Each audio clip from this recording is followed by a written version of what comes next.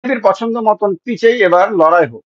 সেই লড়াইটাতে মমতা ব্যানার্জি আগের যে রূপটা, সে পুরনো যে রূপটা, অ্যাগ্রেসিভ রূপ, যে রূপটা বাংলার মানুষ মমতা ব্যানার্জির মধ্যে দেখতে পছন্দ করেন, শুধু বাংলার মানুষ না কিন্তু সারা ভারতবর্ষে মমতা ব্যানার্জি ওই রূপের জন্যই বিখ্যাত। খেয়াল রাখবেন মমতা ব্যানার্জি যখনই গরম গরম কথা বলেন না, আপনারা দেখবেন তখনই দিল্লির বিভিন্ন মিডিয়াগুলোতে, সোশ্যাল মিডিয়াতে দেখবেন আপনারা মমতা ব্যানার্জিকে নিয়ে নানান রকম মানে ইয়ে বেহেস বিতর্ক শুরু হয়ে যায়।